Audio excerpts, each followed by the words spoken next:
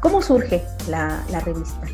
Mira, la revista se gestó en 1992 con la llegada de la LOCSE, que era un cambio legislativo que hubo en España y que promovía las didácticas específicas. El objetivo era convertir la revista en un medio de información, formación, intercambio y convertirla en una fuente inspiradora de recursos y prácticas innovadoras. Pero necesitábamos este binomio con la parte de docentes para poder desarrollar materiales para el docente. Como había yo explicado antes, no había donde se apoyaran los profesores de cómo utilizar esa herramienta adecuadamente para enseñar. Hay diferentes modelos para diferentes segmentos educativos. Por ejemplo, tenemos graficadoras que han sido aprobadas o aceptadas para el diploma de bachillerato internacional.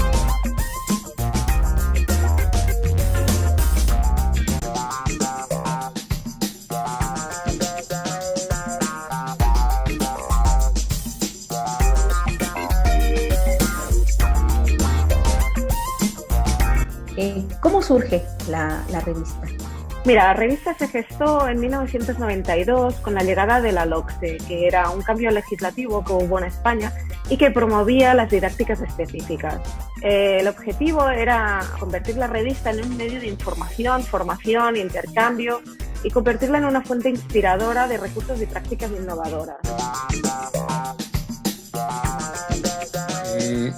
Pero necesitábamos este binomio con la parte de docentes para poder desarrollar materiales para el docente.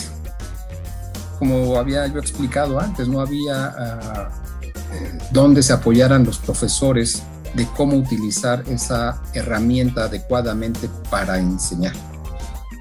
Hay diferentes modelos para diferentes segmentos educativos. Por ejemplo, tenemos graficadoras que han sido aprobadas o aceptadas para el diploma de bachillerato internacional.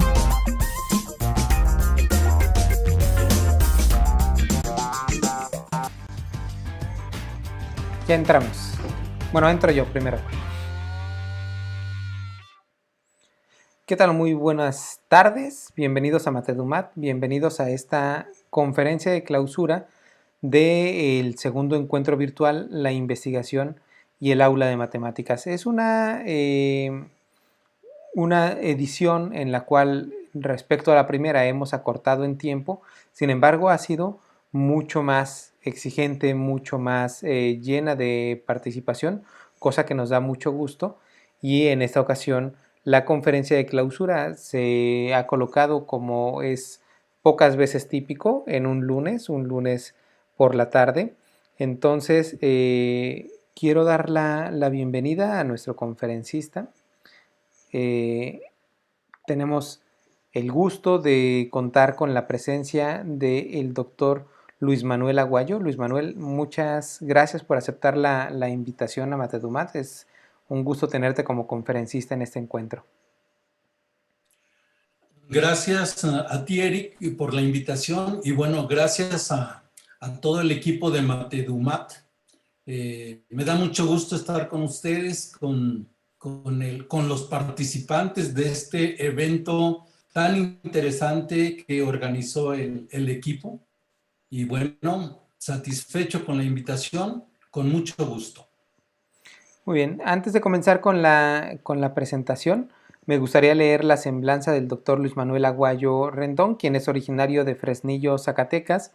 Cursó sus estudios para profesor de educación primaria en el Centro Regional de Educación Normal de Aguascalientes, para profesor de matemáticas en la Escuela Normal Superior de Tamaulipas, la maestría y el doctorado en educación con especialidad en educación matemática en la Universidad Pedagógica Nacional.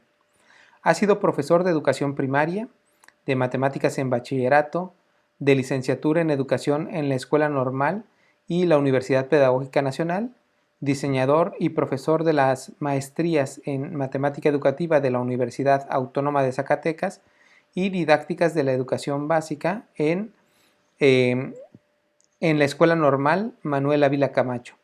Ha sido profesor de maestría en las universidades Autónoma de Fresnillo y en la de Zacatecas, y secretario de Educación y Cultura en el estado de Zacatecas. Actualmente es profesor de la maestría en Educación Básica y coordinador regional del Noreste, del doctorado en Desarrollo Educativo con énfasis en formación de profesores de la Universidad Pedagógica Nacional y editor asociado de la revista Educación Matemática. Ha publicado en autoría y coautoría algunos artículos y libros sobre la educación en general y sobre la educación matemática en particular. Además, ha participado en seminarios avanzados sobre didáctica de las matemáticas en París y en otros lugares como Barcelona. Ha dictado conferencias en instituciones de México, Bogotá, Cali y Quito. Luis Manuel, para nosotros es, repito, un gusto tenerte. Me parece que el tema va a ser muy interesante. Tocas una temática que a México le ha interesado mucho, la didáctica francesa, y creo que a la profesora que nos esté viendo durante esa transmisión le será de mucha utilidad. Entonces, ¿te parece bien que comencemos? Me parece muy bien, Eric.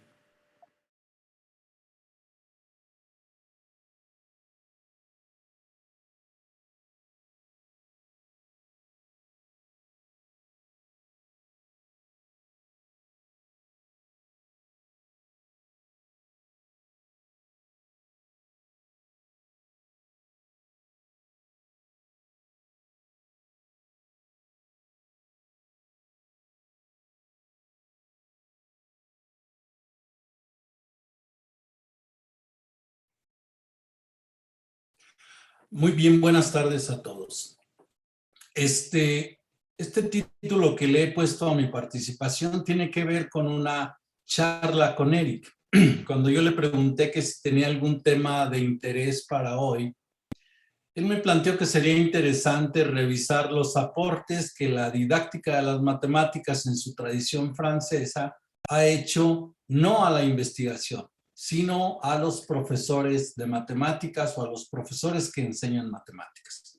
Así pues, ese es el título que lleva por nombre mi participación y la he dividido en 3 bloques. El primer bloque les voy a presentar un poco las razones de ser y los orígenes de esta perspectiva de investigación. En el segundo bloque les comentaré acerca de sus aportes a la enseñanza y en el tercer bloque reflexionaré sobre las asignaturas pendientes que hay entre la investigación, sus aportes y la enseñanza con la recuperación de dichos aportes. Bien, en primer lugar quiero subrayar la larga data de esta perspectiva francesa de la didáctica de las matemáticas. Aunque el artículo que muchos ubican como su génesis se publicó en 1986, Los fundamentos y métodos de la didáctica de las matemáticas, quiero subrayar que desde 1964, en pleno auge de las matemáticas modernas, Guy Brusseau, el que podríamos considerar padre de esta perspectiva, publicó un libro, Las matemáticas del curso preparatorio. La portada de este libro está en azul a la derecha. Es un libro muy interesante porque era un libro para los niños que no sabían leer. Es decir, cómo hacer matemáticas con niños que aún no sabían leer. Y lo que podemos encontrar en este libro es que ya desde 1964, Guy Brusseau planteaba y hacía ver la necesidad de una transformación de la manera de enseñar matemáticas, reitero, en el contexto de las matemáticas modernas. Entonces, a mí me gusta más pensar en la génesis de la didáctica de las matemáticas francesa desde 1964. Otro punto importante fue en 1972, cuando publica también Guy Brusseau, los procesos de matematización, y ya en ese texto él empezaba a definir a la didáctica de las matemáticas como la ciencia de la transmisión de los conocimientos. Mucho ojo, subrayo, ya la empezaba a definir como ciencia, al menos como una ciencia pretendida.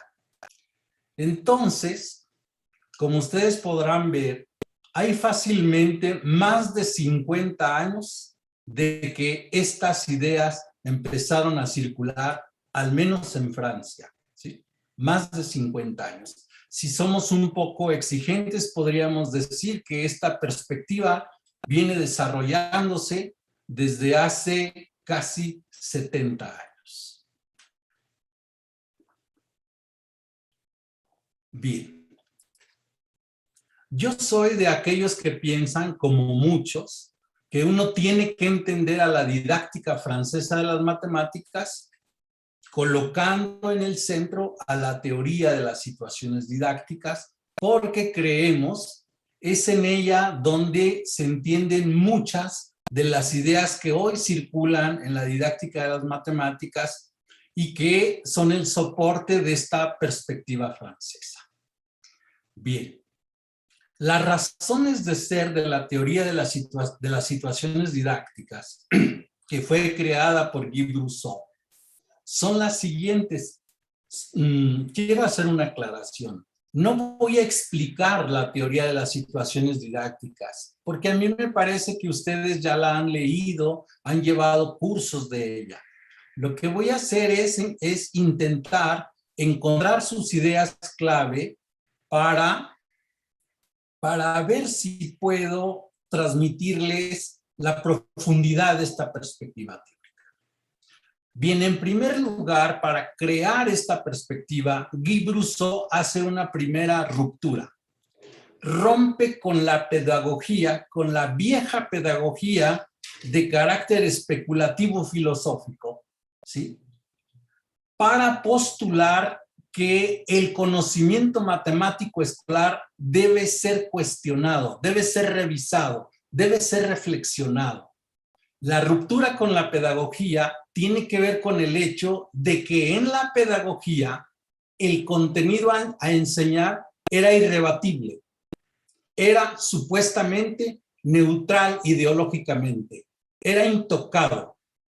Brusson, contra esa idea, propone la reflexión de la matemática escolar porque consideraba en ese contenido se generaban muchas de las dificultades de la enseñanza.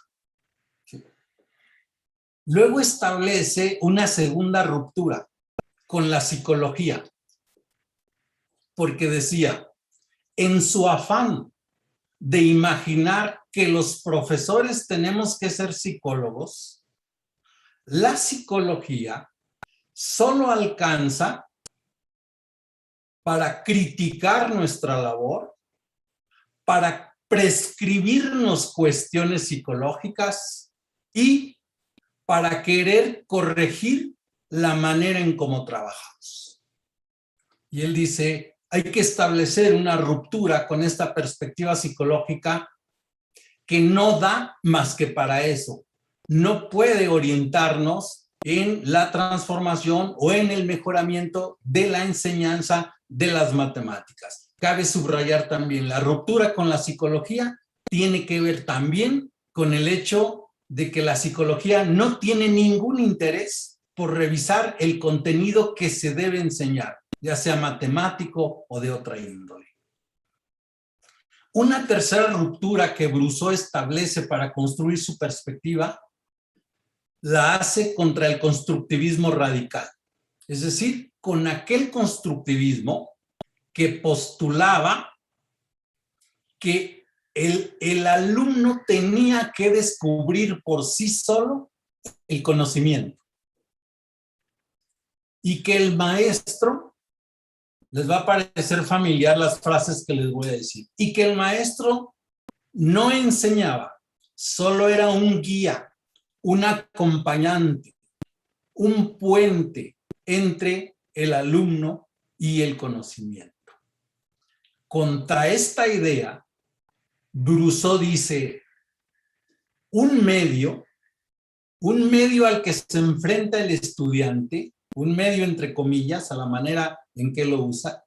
Un medio en el que no hay intenciones didácticas es absolutamente insuficiente. Esto quiere decir que Brousseau dice, una clase, una enseñanza en la que lo fundamental no sea la acción didáctica del profesor, es insuficiente, es ineficaz. Con ello, lo que Brousseau hace es establecer el regreso del concepto de enseñanza y el regreso de la acción del profesor como elemento fundamental del acto de enseñar. Enseñar, sí, es el regreso de ese concepto con Brousseau, pero es un concepto modernizado. No es el concepto que designa al viejo significado de transmitir o mostrar. Es un concepto que alude a un nuevo significado, a la acción del profesor como una acción didáctica consciente y reflexionada. Y finalmente, establece una ruptura con las ciencias de la educación que dominaban el panorama educativo de los 70s, 80s, 90s y en México hasta principios de los 2000. Lo que decían las ciencias de la educación o lo que establecían era que si tú estudiabas un poco de sociología educativa, psicología educativa, antropología, administración educativa, si tú estudiabas eso, podías tal vez aplicar esos conceptos en la enseñanza para mejorarla. Lo que eso suponía es que las ciencias de la educación, los sociólogos, los antropólogos, los psicólogos, eran los sujetos científicos y el profesor solo era una especie de técnico que aplicaba o que recuperaba los conocimientos científicos. Esta última ruptura para mí es la más importante. Contra esta idea, Brousseau dice, no podemos seguir sumidos solo en la dimensión técnica de la educación. Lo que tenemos que intentar, dice Brousseau, es construir una ciencia que explique por comprensión la actividad que hacemos, enseñar matemáticas. Y esa ciencia debe construir sus propios conceptos, debe descubrir sus propios fenómenos y explicarlos. Esa es la idea, desde mi punto de vista, más grande de Brousseau. La pretensión de construir una ciencia con conceptos propios, con metodologías propias, que renuncie al papel técnico que se le daba al educador. En su camino de construir esa ciencia pretendida, Brousseau, como dice Chevallard, nos regala todo porque nos regala lo esencial. A pesar, continúa Chevallard, de un esquematismo tosco, ese triángulo, maestro, saber, alumno, ese triángulo es lo sustancial. Es el sistema didáctico. Es una nueva manera de ver lo que ocurre entre las paredes de un aula. ¿Por qué siendo tan tosco es tan importante?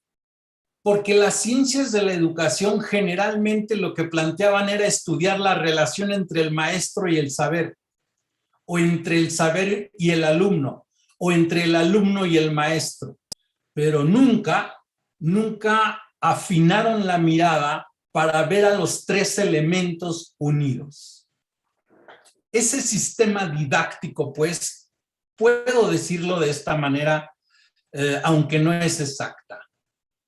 Ese sistema didáctico es el gran objeto que Brousseau descubre o crea para la ciencia que pretende formar.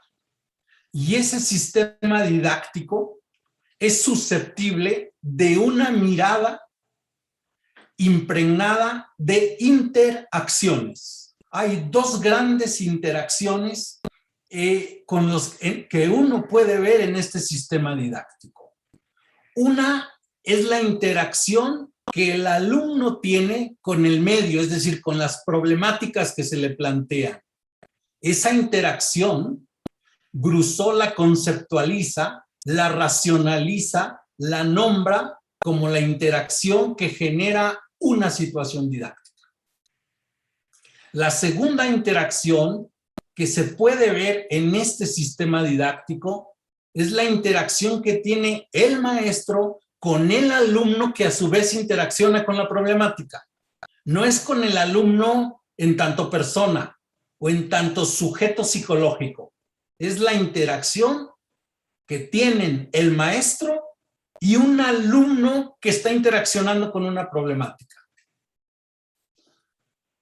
Al mismo tiempo que Brousseau de alguna manera plantea el gran objeto de la didáctica de las matemáticas, mucho ojo, casi no se dice, aunque sea obvio. También postula la exigencia de un nuevo sujeto epistemológico. Si el objeto de la didáctica de las matemáticas es el sistema didáctico, el sujeto es el didacta, el sujeto de la ciencia. Objeto, sistema didáctico, sujeto, el didacta. Un nuevo sujeto epistemológico, un nuevo agente social, un nuevo agente educativo, una nueva profesión. Todo eso en esa idea. Con estas ideas base comenzó pues Brousseau a construir esa pretendida ciencia. Y ya cuando las cosas estaban maduras hasta cierto punto, lo que todos podíamos ver en la perspectiva francesa es que, al igual que en el triángulo, había tres grandes pilares teóricos de esta perspectiva. A algunos amigos y yo nos gusta llamarle los tres mosqueteros de la didáctica francesa. Al centro, Guy Brousseau, con su teoría de las situaciones didácticas. Teoría que fundamentalmente establecía el rechazo a los enfoques eminentemente cognitivos y constructivistas radicales. Postulaba un enfoque basado en el sistema didáctico. Es decir, lo que planteaba es lanzar la mirada al sistema didáctico, estudiar el sistema didáctico, teorizar el sistema didáctico. Desde luego, todo ello para transformarlo. Y también hasta abajo, por el centro, y también para emanciparse de las ciencias de la educación, Guy Brousseau planteaba la creación de conceptos propios. Esto significaba al mismo tiempo la creación, la construcción de un campo de estudio y de una nueva comunidad científica. A la izquierda, otro pilar de la didáctica de las matemáticas francesa era Gérard Vergniaud, creador de la teoría de los campos conceptuales. La idea fundamental de Vergniaud, que por cierto acaba de morir y que fue alumno de Piaget, de ahí se entienden sus postulados, de su relación con Piaget. Lo que hace Vergniaud en la teoría de los campos conceptuales es construir una teoría de la conceptualización. Allí ustedes pueden ver los rasgos de la epistemología genética de Piaget. Pero Vergniaud lo que hace de diferente es que es el primer teórico que coloca a contenidos específicos para estudiar el proceso de la conceptualización. Es decir, él coloca los contenidos matemáticos en el estudio de lo cognitivo. ¿Sí? Para ello recurre a su viejo maestro, a Piaget, y trae el concepto de esquema de acción. y lo fusiona en sus estudios con el concepto de situación. Es ahí donde plantea al contenido matemático como un campo conceptual explicado y conceptualizado a través de la tripleta de situaciones, invariantes y representaciones. Y a la derecha, el tercer pilar de esta didáctica es la teoría de la transposición didáctica de Chevalard, que se explica, o al menos a mí me parece que se puede entender muy bien como una prolongación de la teoría de las situaciones didácticas, que se había colocado como una mirada posada sobre el sistema didáctico. Brousseau lo diría, sobre lo microdidáctico. Chevalard posaría su mirada sobre lo macrodidáctico, sobre lo que ocurre afuera del sistema didáctico, en la nosfera o en el viaje del saber desde la nosfera hasta el aula.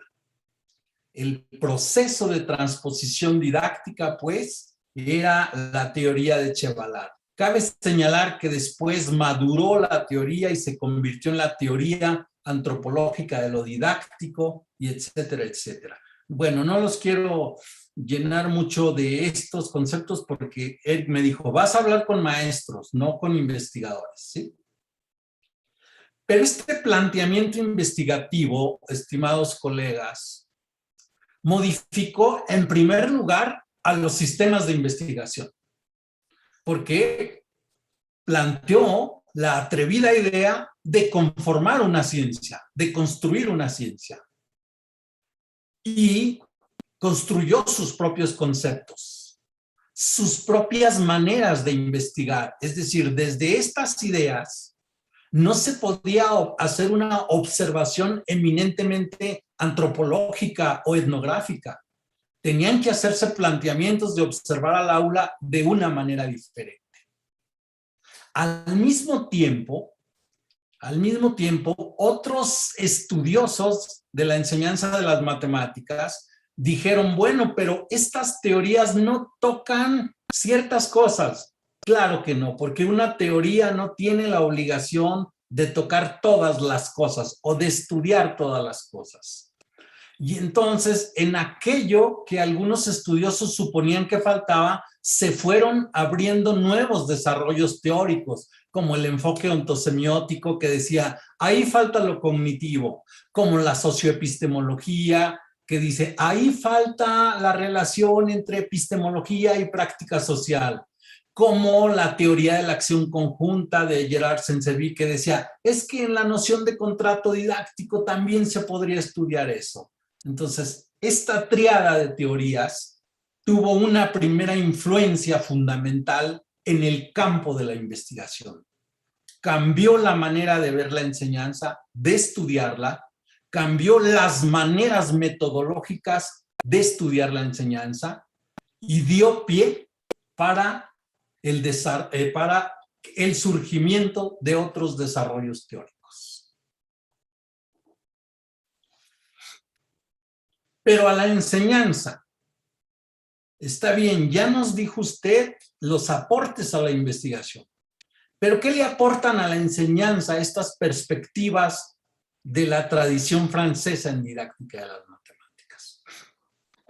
Bueno, debo decirles que cuando Eric me dijo que hablara de eso, yo un poco mañosamente dije, me la puso bien fácil. Me la puso bien fácil, Eric, porque esta pregunta la contesta Brousseau en uno de sus textos. Y lo único que hice fue transcribir la respuesta de Brousseau. Esta diapositiva entera está en un texto de Brousseau que se llama ¿Qué pueden aportar las teorías de didáctica de las matemáticas a los profesores? ¿Sí? Mucho ojo. Brousseau dice, no solo pueden aportar, dice, los profesores tienen todo el derecho a exigir estas tres cosas a los enfoques de didáctica de las matemáticas. los profesores tienen el derecho de exigirlo. 1, técnicas. 2, conocimiento sobre la enseñanza. Y 3, los profesores pueden exigir que los desarrollos teóricos y científicos modifiquen el estatus del profesor y el estatus de su formación. Tienen que exigirlo. Recuerden que yo les dije que con el surgimiento de los desarrollos teóricos de Brousseau se entendía que había surgido un nuevo sujeto epistemológico, el didacta. Bien, pues los profesores tienen el derecho de exigirle esto a los didactas. Técnicas locales. Ojo, técnicas compatibles con sus concepciones educativas y pedagógicas. Compatibles con sus concepciones. Digo esto porque alguien puede decir que algún investigador le sugirió una técnica extremadamente compleja venida de las neurociencias. No, tienen que ser técnicas compatibles con sus concepciones educativas y pedagógicas, desde luego, de los profesores. Técnicas locales para enseñar un contenido específico. Pueden exigir técnicas comunes que les permitan preparar lecciones, preparar materiales de enseñanza, entender métodos. Pueden exigir técnicas especiales para niños con determinadas dificultades, para niños con determinadas características culturales, sociales, etcétera, etcétera. Los profesores también pueden exigir técnicas globales, es decir, un currículum para la geometría, para el álgebra, comprensible, adecuado. Pueden exigir programas coherentes que sirvan para varios años. La segunda aportación, conocimientos, permítanme cambiar la palabra. Lo que tienen derecho de exigir los profesores es que las perspectivas en didáctica de las matemáticas les ofrezcan conceptos que les permitan comprender su actividad, la enseñanza. Conceptos que les permitan comprender los comportamientos de los alumnos, los resultados que obtienen en la enseñanza. Conceptos que les permitan comprender las condiciones que deben crear en un aula y que también deben mantener durante la enseñanza. Conceptos que les permitan comprender los fenómenos didácticos a los que se enfrentan en el día a día. Y por si no fuera poco, porque no es poco, digo, sí es poco, porque la tarea del profesor es muy compleja. Una tercera aportación que se le puede exigir a las perspectivas teóricas, siendo uno profesor, es que los conocimientos que le aporten al profesor le permitan hacer la transición de una actividad como arte a una actividad basada en un campo científico.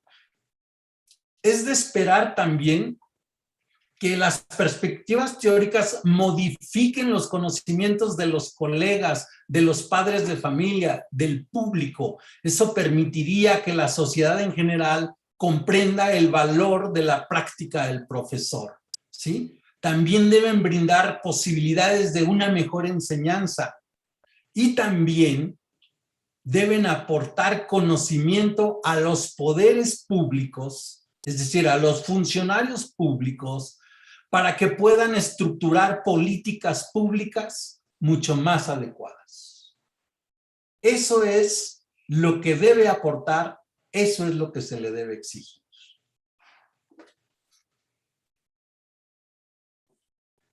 La perspectiva francesa, la tradición francesa, ¿ha aportado técnicas? Sí. Hay montones y montones de situaciones didácticas probadas que están ahí para los profesores. Arriba a la izquierda hay un rompecabezas, el clásico rompecabezas de Brousseau, una situación didáctica para trabajar la fracción como razón. Platos y cucharas, una situación didáctica probada, experimentada, para trabajar la construcción del número en preescolar. Así como esas dos, hay una infinidad de situaciones didácticas que han surgido desde la investigación en didáctica de las matemáticas. A la derecha, ¿han aportado conceptos para entender nuestra actividad? Sí. Contrato didáctico, efecto Topaz, institucionalización, acción, devolución, efecto Jourdain, contrato de reproducción formal, situación didáctica, situación adidáctica, praxeología, campo conceptual, momentos de estudio, etcétera, etcétera, etcétera, etcétera. Hay un buen número de conceptos, de conceptos construidos para entender nuestra actividad. La tercera aportación, también se le pedía técnicas comunes, programas de estudio, etcétera, etcétera. Abajo, programas de estudio para la educación básica con una influencia profundamente ligada a las ideas de la tradición francesa. Pueden rastrearlas en la educación preescolar, en la educación primaria y en la educación secundaria y media superior. A la derecha, programas para la formación de profesores. Al menos en la formación de profesores de preescolar, primaria y secundaria en México, también no es difícil rastrear la gran influencia de esta tradición francesa. A pesar de que algunos dicen que no, que es una influencia constructivista a secas. Podríamos debatir esa idea porque yo pienso diferente, ¿sí?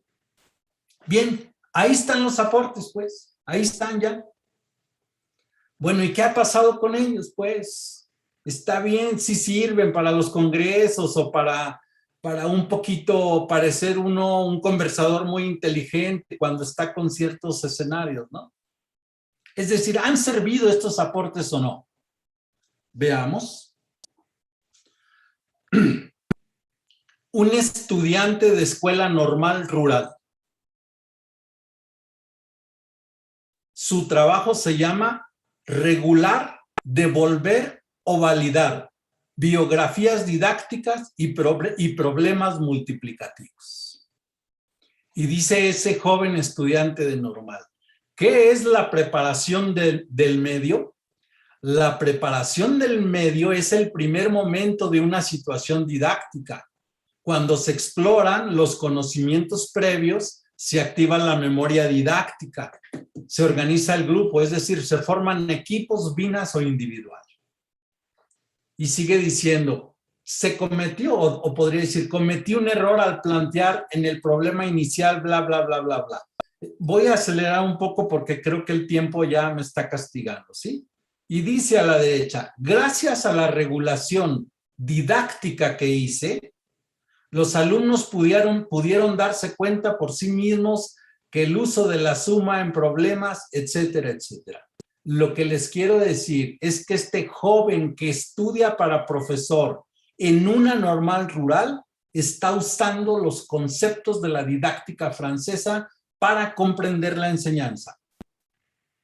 Otro joven de normal rural que se está formando como profesor de primaria. Su trabajo se llama réplica de situaciones didácticas sobre fracciones en cuarto grado de primaria. Conjunciones y disyunciones de un maestro en formación.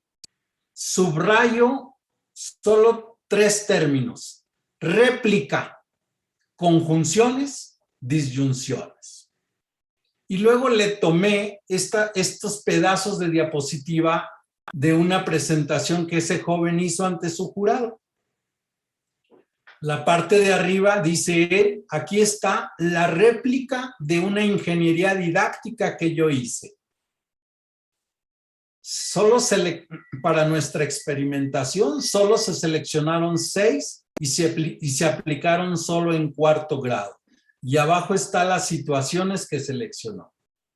En el recuadro del medio, después de que él hizo esa réplica, dice, conjunciones respecto a la experimentación de David Bloch. Y dice, en la situación 1.2, se generó, igual que con David Bloch, esos resultados. Y en la parte de abajo dice, disyunciones respecto a la experimentación de David Bloch. A diferencia de los grupos de David Bloch, los alumnos en mi caso dividieron esto y esto y esto. Otro joven que estudia para profesor, que utiliza las conceptualizaciones de la didáctica francesa para realizar sus actividades. Profesores jóvenes que no están en la escuela normal y que no escriben esto que yo puse, sino que simplemente un investigador los observó. Eran jóvenes profesores que trabajaban en lo alto de la Sierra de Chihuahua y tenían 2 años como profesores. Lo que ve el investigador es que esos jóvenes tienen muy claro el concepto de devolución brusoniana y que por eso se puede ver en sus clases la devolución ausente, la reproducción formal para excluir la devolución, cancelaciones de devolución, etcétera, etcétera, etcétera. Bueno, esas son las palabras del investigador. Pero permítanme mostrarles lo que hacía uno de esos jóvenes profesores en la Sierra de Chihuahua. En cierto momento de su clase, él acomodaba al grupo así. Los 2 niños que están sentados en la mesa, el profesor les llamaba los validadores. Y las niñas que están en la pizarra eran los expositores o las expositoras o les expositores. ¿Sí? Lo que podemos ver pues también ahí es que los aportes, el concepto de validación permitía guiar la acción de profesores jóvenes. ¿Sí? Es otro aporte más de esa didáctica. En la formación de profesores. Aquí tenemos 2 trabajos que se han editado, que se han publicado y que tienen que ver con tomar las ideas de la tradición francesa y revisar las posibilidades de que estas ideas puedan mejorar la formación de profesores para la enseñanza de las matemáticas. Uno tiene que ver con la proporcionalidad y otro tiene que ver con la geometría. Y en los 2 trabajos, fundamentalmente, lo que se intenta hacer en la formación es que los jóvenes estudiantes para profesor vivan una etapa como aprendices de matemáticas, otra como analistas de las actividades matemáticas, como diseñadores y una última como profesores. Muy bien, hasta aquí parece que les estoy planteando una mirada optimista. Los teóricos franceses aportan técnicas y conceptos, y los estudiantes de magisterio usan los conceptos y las técnicas. Los jóvenes profesores usan las técnicas y los conceptos, y los formadores de profesores usan las técnicas y los conceptos. Una mirada muy optimista. Pero algo pasa. Yo le llamo que lo que pasa es la paradoja de la liebre y la tortuga. En el cuadro grande están los comparativos de los resultados de los estudiantes de primaria de 2015 a 2018. ¿Por qué puse esos datos? Si ustedes pueden decir, son viejos. Son los datos que todavía está reflexionando, así lo dice, la Comisión para la Mejora de la Educación en México, los datos 2018. ¿Qué nos dicen esos datos 2018 sobre los niños y las matemáticas? Pues que de 2015 a 2018, menos de la mitad de los estados de México, de las entidades federativas de México, menos de la mitad tuvieron diferencias positivas. Quien tuvo la diferencia positiva mayor fue Quintana Roo, 8 puntos. Logró avanzar 8 puntos en 3 años. El promedio del avance positivo en todo el país fue apenas de un 1.8 punto. 1.8. Más de la mitad del país tuvo diferencias no significativas, ¿sí? Y alrededor de 11 estados de la República tuvieron diferencias negativas, destacando Veracruz, Guerrero y Zacatecas con menos 15 puntos perdidos en 3 años. Los niños, pues, no parecen mejorar sus resultados en matemáticas, pero en el cuadro de abajo, pero la investigación en educación matemática tiene un crecimiento exponencial. Del 80 al 90 hubo 58 productos de investigación, pero del 90 al 2000, datos COMIE, ¿sí?, casi triplicó su producción. Y del 2000 al 2010 volvió a duplicar. Entonces parece que tenemos una liebre, la investigación, que avanza a pasos acelerados, y una tortuga, la enseñanza en las aulas, que tiene muchísimas dificultades para avanzar. Irremediablemente nos asalta la pregunta, ¿por qué? ¿Por qué cada vez más investigadores, más eventos de investigación, más congresos de educación matemática? ¿Y por qué los resultados siempre los mismos? Voy a intentar dar algunas explicaciones probables, ¿sí?, en lo que sigue. Sé que estoy sobre el tiempo, Eric, tú me vas dando guía. Ok. Nada hay más práctico que una teoría, dice Kurt Lewin. Y lo que él quiere hacer con esa frase es romper con la antigua idea que permea el lenguaje de nosotros los profesores y que dice, no, una cosa es la práctica y otra cosa es la teoría. Nada hay más práctico que una teoría. Las asignaturas pendientes de la investigación y de la enseñanza. La formación de profesores de educación primaria, sobre todo de primaria. La polivalencia. Les doy un dato. Aproximadamente el 40% de las escuelas primarias mexicanas son multigrado. Significa que un solo profesor tiene que atender por lo menos a 2 grupos y por lo menos entonces trabajaría con 4 didácticas, lo que significa trabajar en 8 niveles. ¿Cómo resolver el caso de la formación para la polivalencia? Se necesitan estudios y respuestas ahí. En la misma polivalencia. Para mejorar la enseñanza de las matemáticas, los investigadores tienen que reconocer, 1, que hay profesores a los que no les gusta ser profesores. Y que hay profesores que sí les gusta ser profesores, pero que no les gusta enseñar matemáticas. ¿A dónde voy? Todos los eventos como este, de educación matemática, de didáctica de las matemáticas, de investigación en matemáticas, generalmente tienen como público a los profesores que sí les gusta enseñar matemáticas. O sea que ustedes ya no son el problema.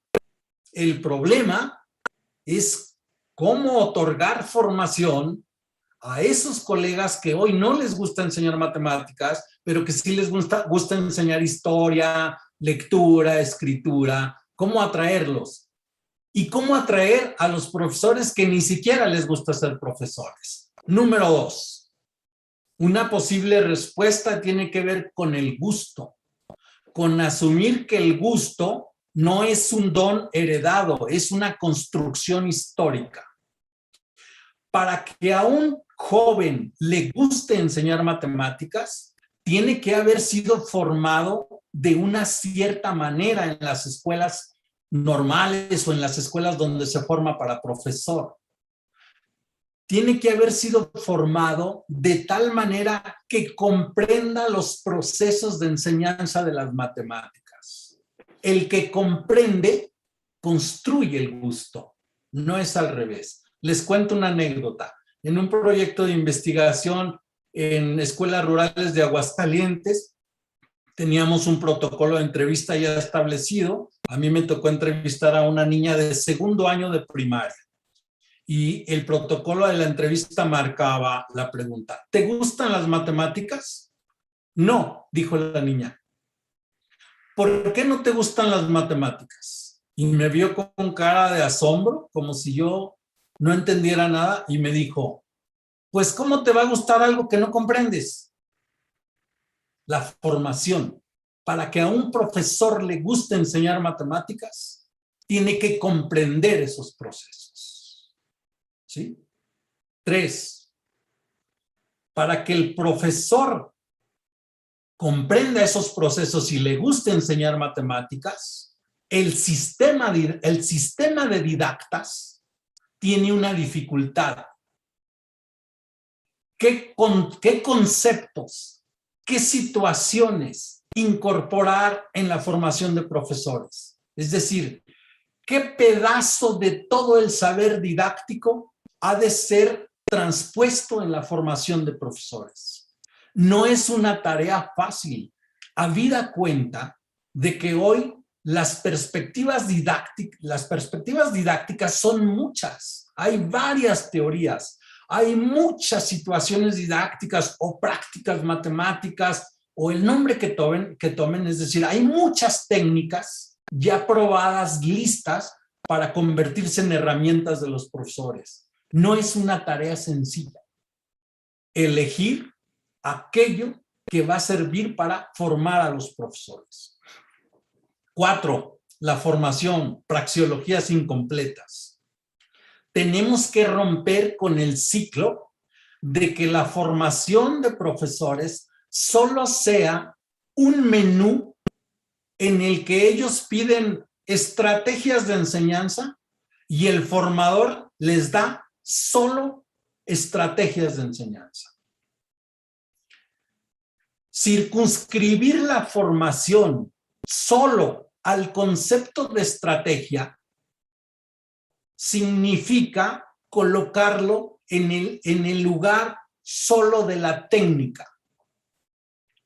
Es decir, una praxeología incompleta. Intento explicarme.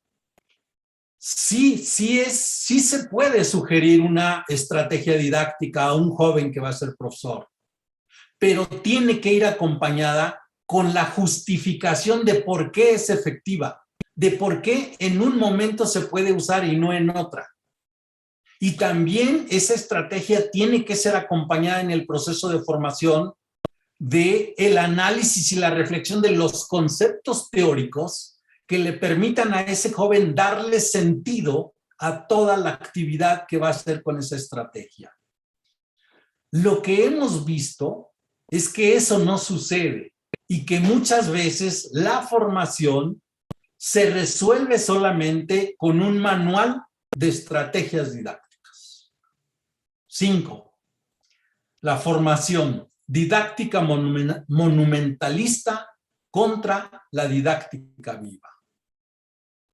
No, yo no doy estrategias de enseñanza, dirá un formador ubicado en el otro extremo del espectro. Yo no doy estrategias didácticas. Yo les voy a recitar 20 teorías. Esa es la didáctica monumentalista. Recitar, memorizar las teorías didácticas no sirve para formar a un profesor. Los conceptos de la didáctica deben cobrar vida como herramientas para el profesor, como herramientas de comprensión y de transformación. Debemos, pues, echar a andar también situaciones de formación que sean coherentes con el sentido que plantean las diferentes teorías didácticas. 6. La formación, lo individual contra lo colectivo. Fundamentalmente en las maestrías profesionalizantes, ¿sí? Los sujetos de formación son los individuos, mucho ojo, no las escuelas, no los equipos de profesores de las escuelas. Eso a todas luces minimiza el esfuerzo de los formadores, porque escogen a un profesor de la escuela que tendrá muchas dificultades para dinamizar la actividad en todo el equipo de sus colegas. Lo que yo sostengo es que las maestrías profesionalizantes tenemos que caminar, tenemos que hacer esfuerzos a la integración en estos programas de equipos escolares completos. ¿Sí? Otra dimensión de lo individual es que en ocasiones los profesores que tienen un mismo interés o una misma mirada sobre algún objeto, ¿sí?, no son invitados a hacer proyectos de tesis colectivos, ni en las maestrías, ni en los doctorados. No hay proyectos de investigación colectivos. Y pareciera ser entonces, el mensaje que manda eso es que la formación es eminentemente un acto individual e individualizante, y que la investigación también. Finalmente, la formación, los formadores o el asalto al campo.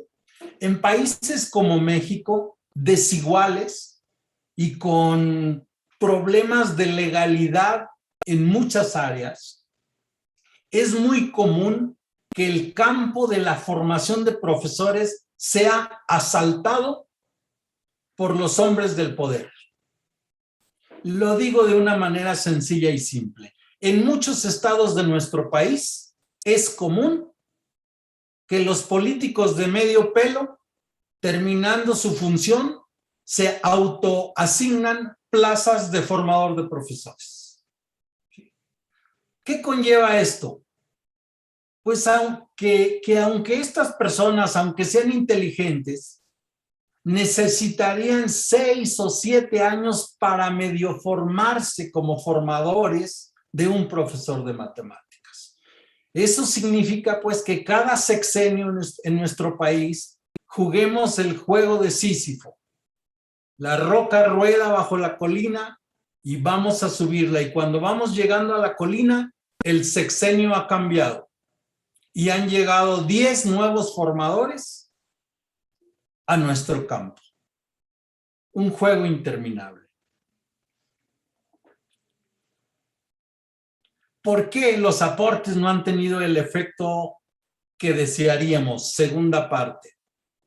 Dice Octavio Paz: esos textos languidecen ahí, en los estantes donde nadie los lee. Esos textos, Paz se refería a los que escribían los enemigos de los contemporáneos. Otra anécdota que pinta esta idea la escribe Juan José Crespo en el libro Contra la Historia Oficial. Él dice así, ojo, dice, los historiadores son admirables, se meten en las catacumbas del conocimiento, en los sótanos llenos de polvo, llenos de telarañas, se meten sin miedo para sacar de aquellas catacumbas al conocimiento, lo sacan a la luz. Luego lo ponen en tremendos mamotretos que nadie lee. Y ese conocimiento vuelve a las catacumbas de las bibliotecas, donde se vuelven volúmenes intocados. La investigación, el síndrome de la originalidad.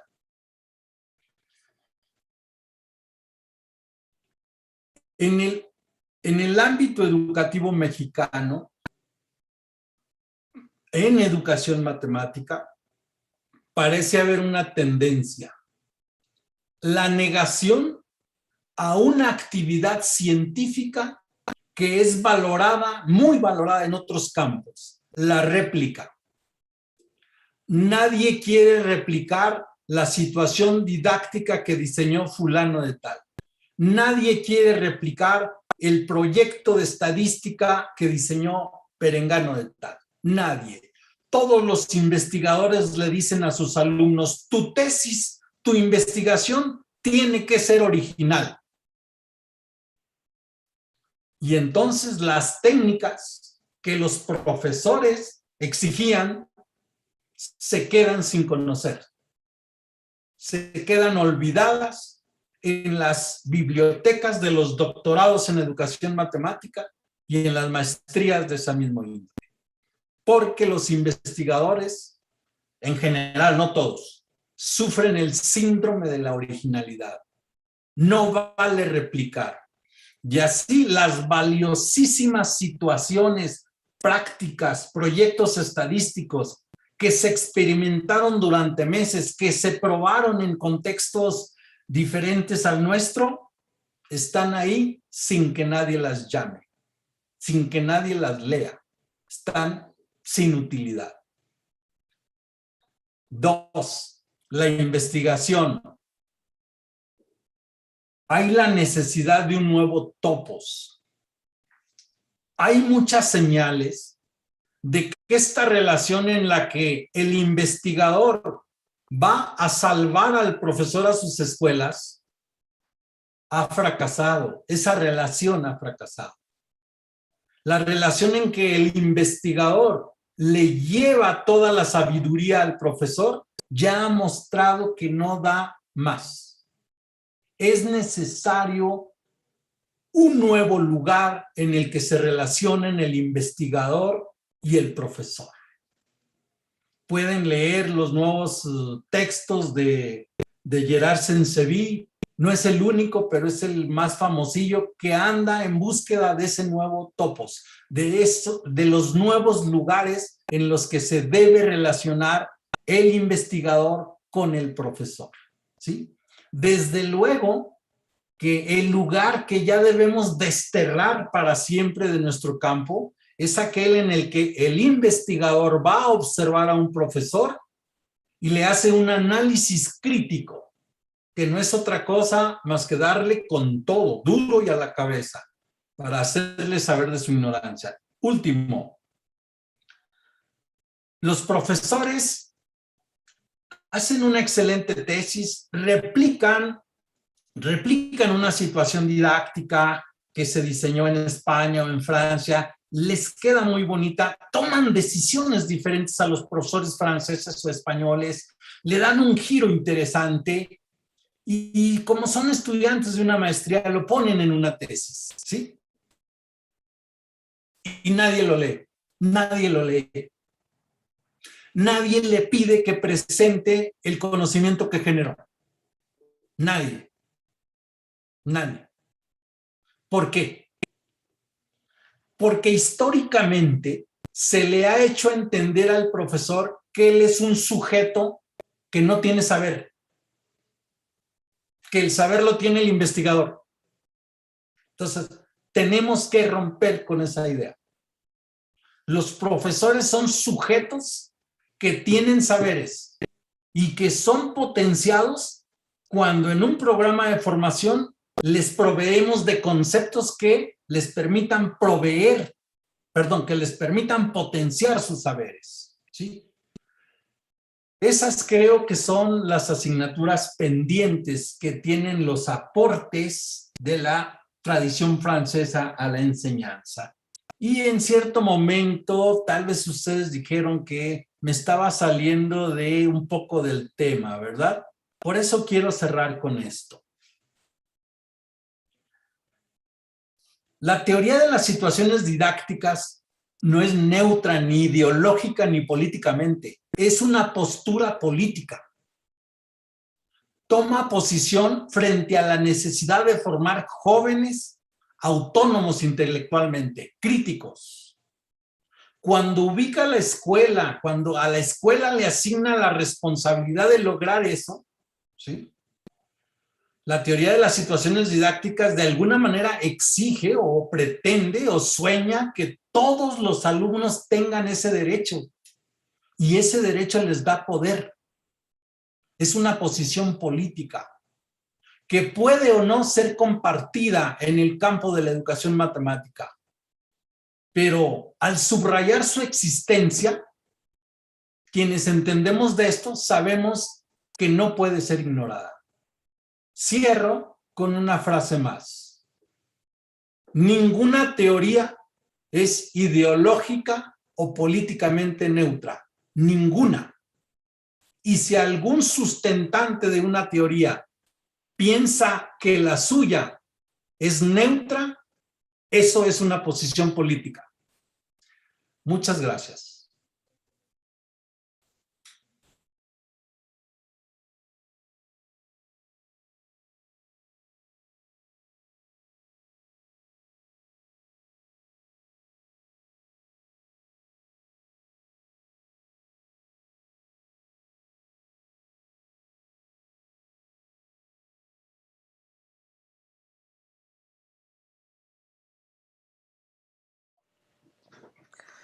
Muy bien, pues muchas gracias, Luis Manuel, por tan interesante conferencia. Me resultó muy ilustradora, como bien dijiste al principio, no de la teoría de situaciones didácticas ni de ninguna de estas vertientes, sino de los posibles aportes de las asignaturas pendientes.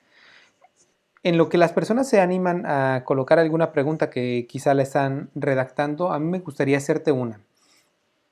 Yo tengo la impresión de que la teoría francesa, y en algún momento Alain Kuzniak me corrigió y me dijo, no es la teoría, sino las teorías francesas, al principio están plagadas de un carácter intuitivo muy fuerte, que cuando leemos los libros de Brousseau hay cosas que no se entienden si no se tiene una formación adecuada, pero intuitivamente uno entiende lo que es una situación didáctica, lo podemos entender quizá mal, pero podemos entender lo que es incluso la formulación, la institucionalización, esos conceptos pueden quedarnos más o menos claros. Y tengo la sensación de que los nuevos aportes, los aportes que se han hecho a últimas fechas, abandonan ese carácter intuitivo, se suben en una dinámica de abstracción que parece estar hablando a un público especialista y que poca relación tiene o poca dirección tiene hacia el profesorado o hacia el público menos formado en esos ámbitos. ¿Está en ese estatus la teoría francesa o hay trabajos, digamos, de las personas pues, que hacen mayores desarrollos de la teoría que estén todavía en ese estatus de una comprensión, de un diálogo directo con el profesorado? Voy a unir 3 comentarios, ¿sí? Uno, yo creo que a partir de tu pregunta, Eric, uno se debe preguntar si es didáctica de las matemáticas francesa o no. Es decir, si las teorías tienen pasaporte, porque entonces tendríamos que hablar de las teorías españolas, de las teorías mexicanas, de las teorías hindúes, etcétera. Yo creo que hay una doble mala pretensión en colocarle el apellido. Una es, desde luego, como dar cuenta de su origen geográfico, que está bien, ¿no? Y otra tiene que ver también con este ego francés, ¿no? Los franceses son los franceses y también ellos quieren que su apellido esté ahí siempre. Yo creo que no son teorías francesas. Yo creo que son teorías. Teorías. Punto. Estoy de acuerdo con Alain Kuzniak que no es la teoría francesa. Y por eso a mí me gusta a veces llamarle la tradición o la perspectiva. La perspectiva creo que le da más justicia, porque sí fue una manera nueva de ver al fenómeno educativo en general, Eric, no solo a la enseñanza de las matemáticas. Por ejemplo, mira, esta gran pretensión de romper con las ciencias de la educación para construir una ciencia propia, esa idea se contagió con los profesores de lectura y escritura y empezaron sus propios desarrollos en la llamada didáctica didáctica de la lectura y la escritura, otros le llaman didáctica de la lengua. También contagió a los profesores de historia. En habla hispana, el más famoso acaba de fallecer también, hombre, se me escapa su nombre y es mi amigo. Ahorita viene. Pero él también tomó los principios fundamentales de Brousseau, Eric, e hizo los intentos de desarrollar una ciencia para la didáctica de la historia. Es el gran Joan Pagès de Barcelona, ¿sí? Entonces, sí hay una nueva mirada en esas génesis de la teoría de las situaciones didácticas. Una nueva mirada, una nueva teos mirada, que viene de teoría. Una nueva perspectiva. Ver al fenómeno educativo de un modo distinto, que es al final de cuentas lo que permite generar una nueva teoría. Es decir, cuando la mirada descubre algo no visto, ¿sí? Sobre los nuevos desarrollos, tienes razón, Eric. Hay una forma de escribir de los primeros autores, de Vergniaud, de Brousseau y de Chevallard. Hay una forma de escribir. A mí me parece que tiene mucho que ver con la cultura general que estaba detrás de ellos. Más allá de su cultura como profesores de matemáticas o como psicólogos, eran hombres muy cultos. Brousseau y Chevallard lo siguen siendo. Son hombres muy cultos y lo ves cuando expresa, por ejemplo, Chevallard su concepto de emancipación o el concepto de la Escuela de la República como institución civilizadora, etcétera, etcétera, ¿sí? Mi defecto es que doy respuestas muy largas, Eric.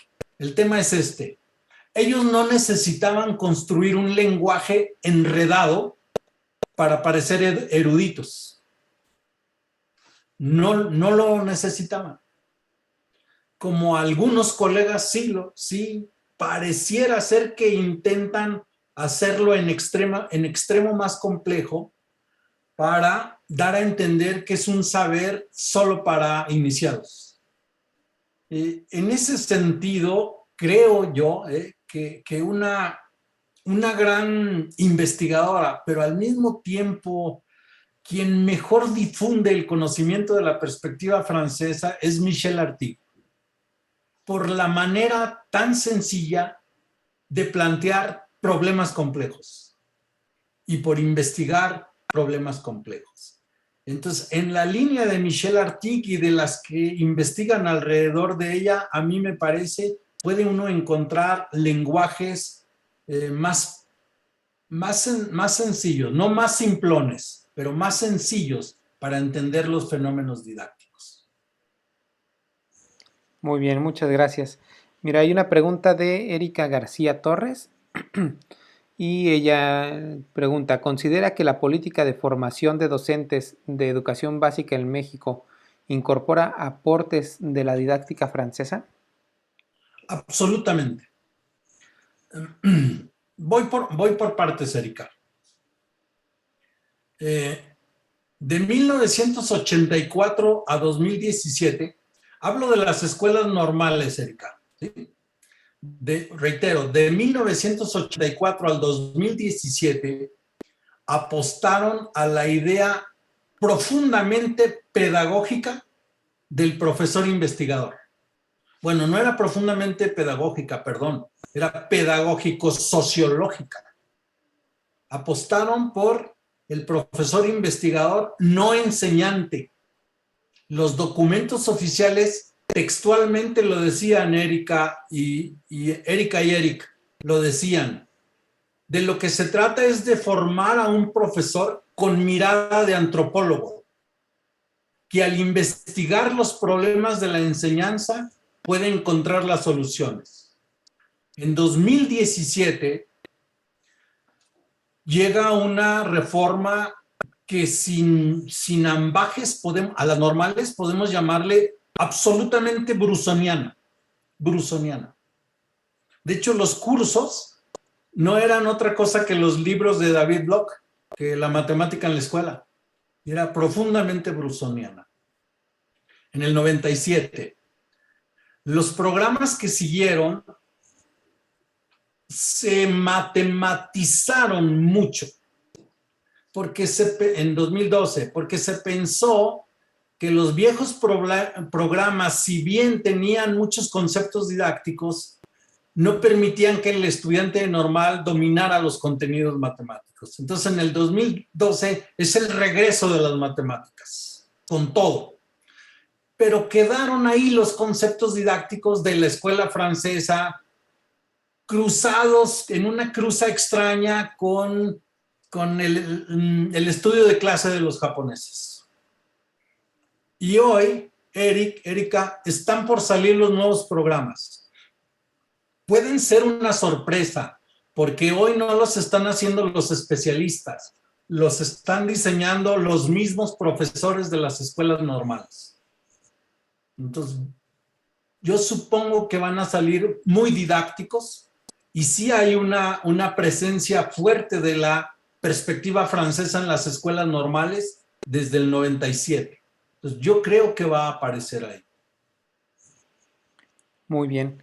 Pues mira, la charla ha sido muy interesante, nos hemos ido abusando un poco de tu tiempo, nos agradó muchísimo la generosidad con la que nos has compartido pues estas reflexiones, esta mirada sobre los aportes de la teoría francesa. Yo creo que este será un video que se tendrá que ver y estudiar continuamente para comprender cómo como formadores podemos incidir de distintas formas en los profesores y cómo como profesores podemos buscar en los didactas las respuestas a ciertos elementos y en nuestra propia práctica pues otro tipo de respuestas. Entonces, Luis Manuel, muchísimas gracias por los aportes, muchísimas gracias por esta conferencia y gracias por ser el conferencista de clausura. Espero que te hayas sentido a gusto en la conferencia. Muy a gusto, Eric, y muy a gusto desde la invitación. Me sentí honrado, con mucho gusto de estar con ustedes y hoy mismo me sentí muy halagado. Muchísimas gracias a todo el equipo de Matedumat y a los que me escucharon. Gracias. Mira, hay una pregunta más. Vamos a retomarla. Es de la Asociación Nacional de Profesores de Matemáticas de Aguascalientes. Y con esta cerramos y aprovechamos para despedirnos. Comienzan diciendo, interesante su propuesta de formación o fortalecimiento docente en lo colectivo de un centro educativo. ¿Tiene propuestas a ese respecto? Sí, claro que sí. Estamos trabajando ahorita, Eric, el acompañamiento. Bueno, fusiono dos ideas ahí, estimados colegas profesores.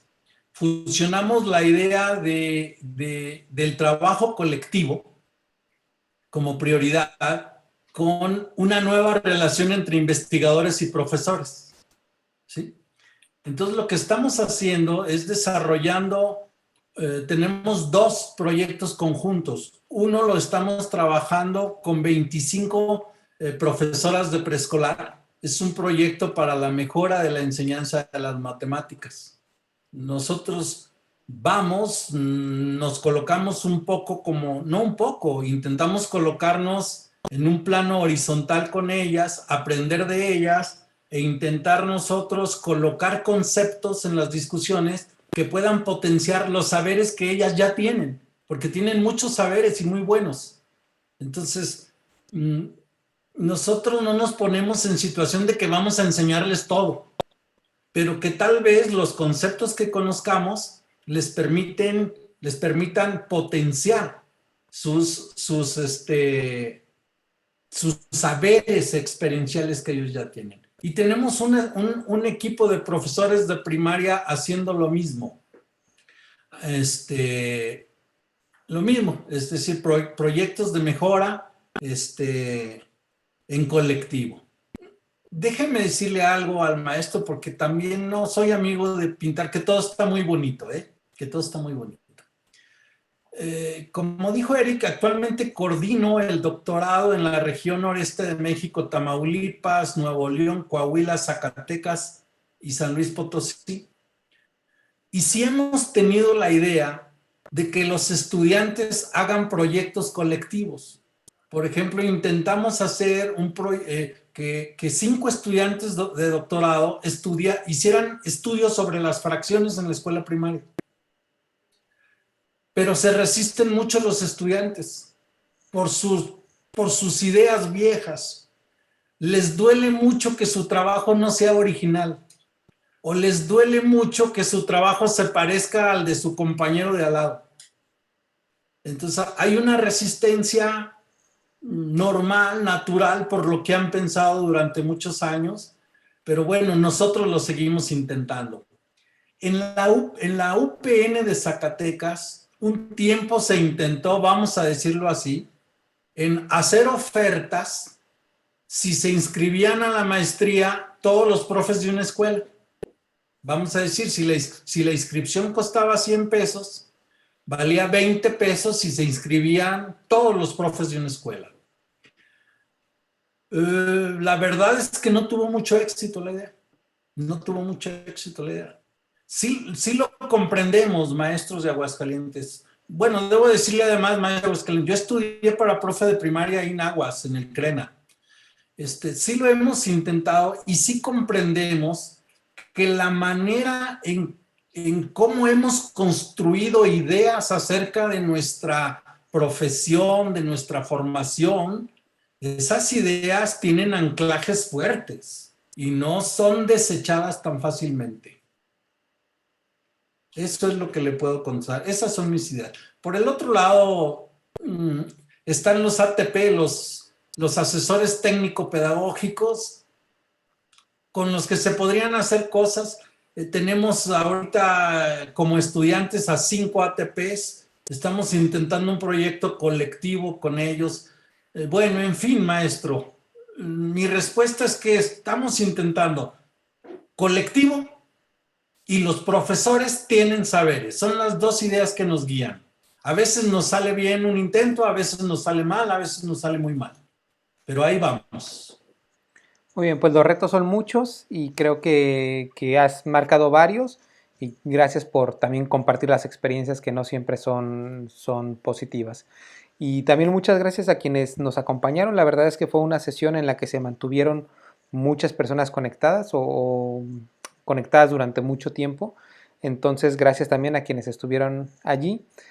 Con esa conferencia cerramos el ciclo de conferencias de este segundo encuentro virtual. Sin embargo, nos queda todavía la ceremonia de clausura, donde daremos información importante para los ponentes. Entonces, Luis Manuel, muchísimas gracias por todo. Gracias a ti, Eric, gracias a todos y hasta luego. Hasta luego. Continuamos con la clausura en otro video en este mismo canal de Matedumat. Muy bien.